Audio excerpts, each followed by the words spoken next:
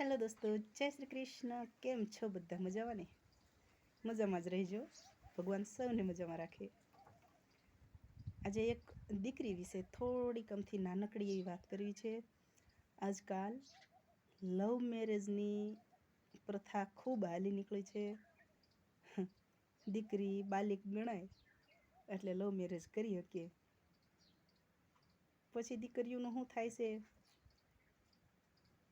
એ મા બાપને કે પરિવારને ખબર ન હોય. શું કામ ખબર છે? કે દીકરી લવ મેરેજ કરે એટલે પોતાના પરિવારની વિરુદ્ધમાં જ હોય. વિરુદ્ધમાં હોય ને એટલે પછી માણસો એનેથી સંબંધ તોડી નાખતા હોય અને એમ કહેતા હોય કે એણે આપણી આબરૂ સામું નથી જોયું ને હવે આપણે એની સામું શું જોવું હતું.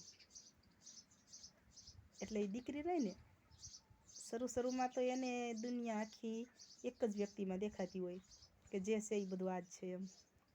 પણ પછી આ સંસાર છે ને, સંસારમાં આપણે કેમ ઉનાળામાં અમારે અહીંયા વાવાઝોડામાં વંટોળિયામાં ખૂબ બધાય કાંટા ને માટી ને ઓલા પ્લાસ્ટિક ને એવું બધું પડ્યું હોય ને એ વંટોળિયામાં ચડે અને વંટોળિયો કેવડો મોટો રૂપ લે ને એ કાંઈ નક્કી જ ન હોય.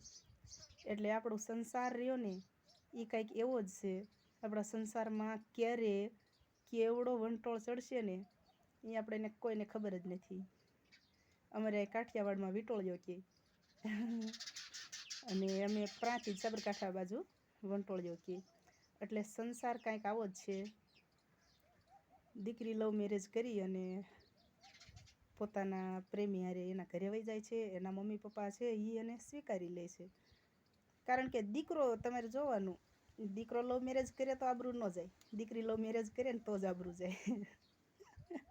કારણ કે દીકરાના ઘરમાં તો બાયમાણા આવી ગયા એટલે મા બાપને એક મફતમાં જ ગણાય ને, મફતમાં વહુ મળી ગઈ.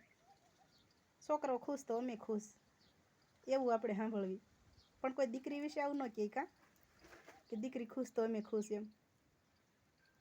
લવ મેરેજ ન કરવા જોઈએ. મા બાપે સમજીને પરણાવવા જોઈએ. જ્યારે મા બાપ સહમતિ ન આપે ને ત્યારે દીકરીને લવ મેરેજ કરવા પડે છે, દીકરી અને દીકરા બેયને. એટલે હવે સંસારમાં વિટોળિયા ચડે ને પછી દીકરીને એકલીને જ ભોગવવાનું રહે છે. કારણ કે પિયરમાં તો પિયર નથી જ માનવાનું. જે લવ મેરેજ કરીને જાય ને પિયર છે જ નહીં એવું જ માનવાનું. કોઈક પછી હોય એવા લાગણીશીલ માણસો હોય એ દીકરી ઉપર દયા ખાય અને એના ભાઈ કે કાકા કે એવું કોઈક બને એમ અને પછી દીકરીનું ધ્યાન રાખતા હોય છે. તો હું એમ કહું છું કે આપણી દીકરી લવ મેરેજ કરી અને હારે વહી જાય અને કોક એનું ધ્યાન રાખે તો આપણે પહેલાં ધ્યાન રાખ્યું હોય તો. દીકરી ડાયરેક્ટ લવ મેરેજ નથી કરતી, કોઈની પણ હોય, કોઈ પણ સમાજની દીકરી હોય ડાયરેક્ટ લવ મેરેજ નથી કરતી.